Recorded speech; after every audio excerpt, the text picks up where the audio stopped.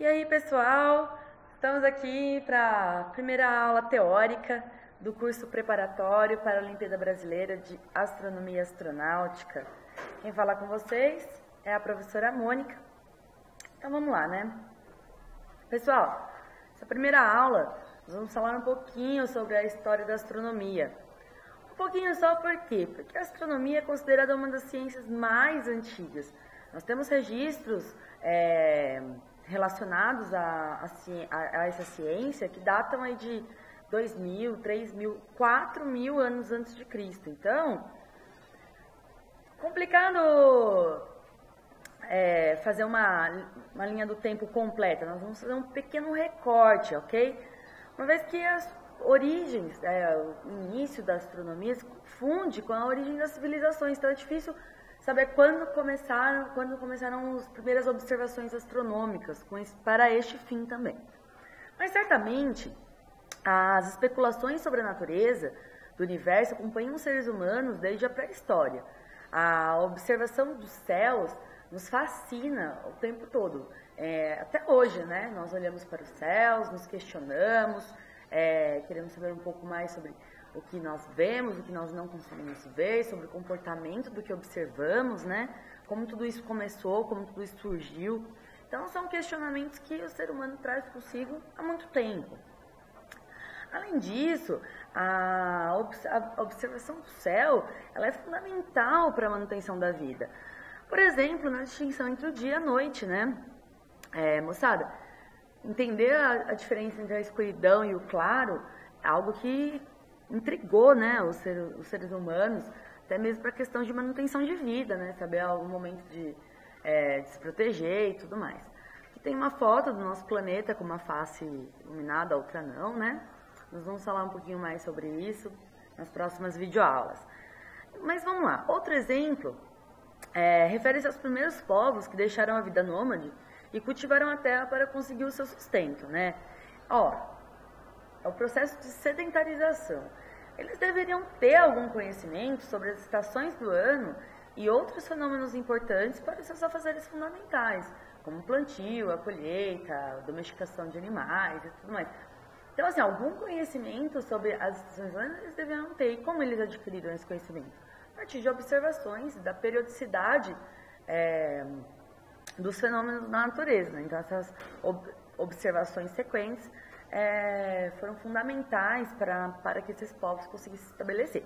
E com o estabelecimento desses povos, surgiram as primeiras civilizações. Nós temos aqui imagens de algumas delas, né, nos seus períodos de auge aí.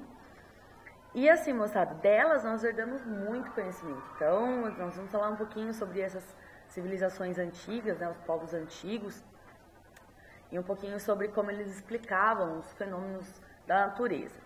Bom, para essas civilizações, as explicações sobre os fenômenos da natureza se sobrepunham às questões místicas e religiosas. A astronomia e a astrologia, no caso, estavam completamente misturados. E era uma profissão comumente exercida por sacerdotes mágicos a serviço de reis, de imperadores, para fazer previsões e tudo mais. Bom, vale lembrar, galera, que a astronomia e a astrologia são bem diferentes, né? Enquanto uma é considerada uma ciência, a outra não. Então, vamos diferenciar esses dois termos, né? A astronomia é o estudo dos fenômenos celestes, como, por exemplo, o movimento planetário, os eclipses, formação de estrelas, galáxias, e por assim vai, cometas. Enquanto, moçada, a astrologia tem a ver com o estudo da suposta influência dos astros sobre as pessoas e a sociedade. Então, é bom saber diferenciar bem esses dois termos. Entretanto, apesar da sobreposição feita, os povos antigos desenvolveram conhecimentos muito importantes e avançados em diversas áreas, em especial em astronomia, né? Moçada, para ter uma ideia, um dos monumentos mais antigos e interessantes da astronomia no Ocidente se encontra na Inglaterra. Esse conjunto de pedras, né? É conhecido como Stonehenge e é uma obra que data de 5.000 anos atrás, lá do período neolítico. Tem muitas especulações sobre como esse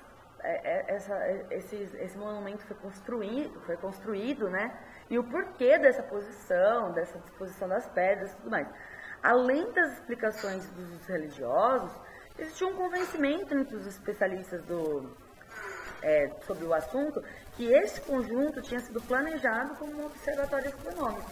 Inclusive que as fendas, né, entre as pedras estariam posicionadas exatamente onde o Sol nasce e se põe nas épocas de solstício, né, tanto de inverno quanto de verão. Mas ainda são especulações, existem muitas controvérsias sobre esse assunto.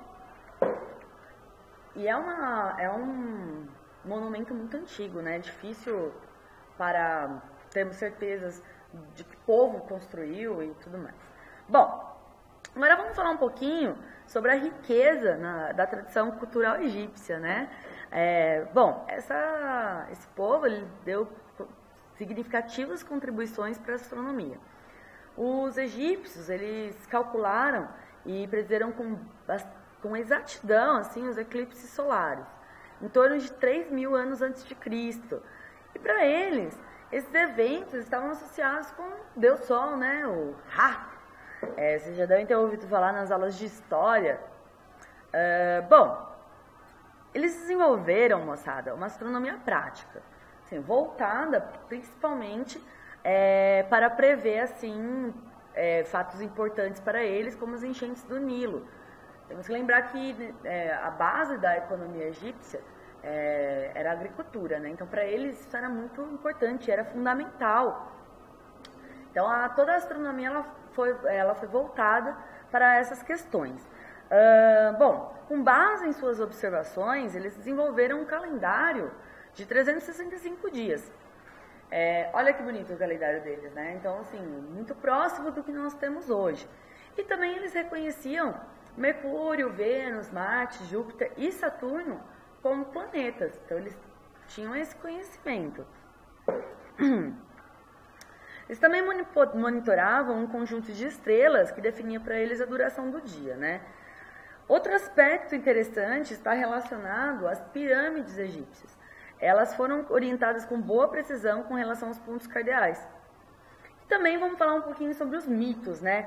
Os mitos, dentre eles, eu vou destacar aqui, tem vários, né, relacionados com o comportamento observado no céu, mas eu vou destacar o mito da criação, no qual o deus Sol, né, o Ra, atravessa o corpo de Nut periodicamente. Tem um universo aí limitado, um universo fixo e limitado.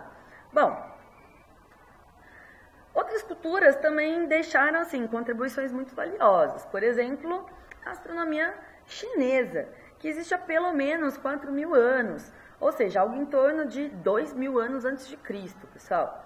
O registro mais antigo que se conhece sobre eclipse solar foi realizado pelos chineses e data de 2137 a.C. Bom, os astrônomos chineses, eles observaram com particular interesse o aparecimento de cometas. Essa tarefa restou aí na confecção de um livro de seda, no século V a.C., no qual eles escreveram dados bastante precisos sobre 29 cometas.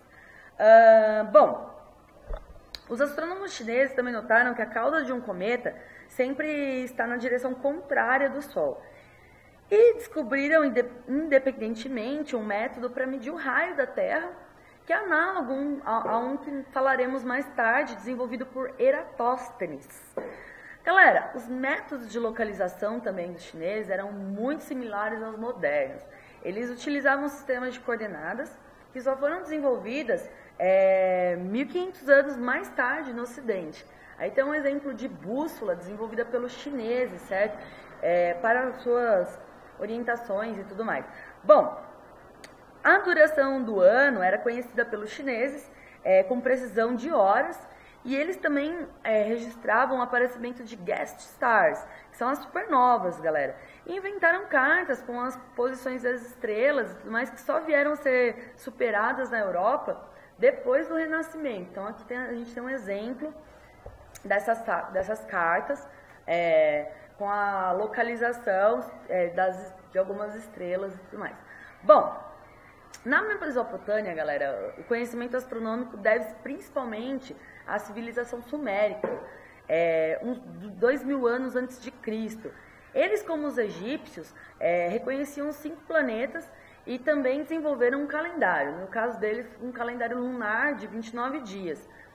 Esse conhecimento ele serviu de base para que seus sucessores babilônicos, assírios, caldeus elaborassem ainda mais e, finalmente, para que alguns desses conhecimentos se espalhassem pelos povos do Mediterrâneo. Com isso, galera, no auge da Babilônia, os conhecimentos atingiram um grau de aperfeiçoamento notável, principalmente pelo intercâmbio e os gregos, que começou no século IV a.C.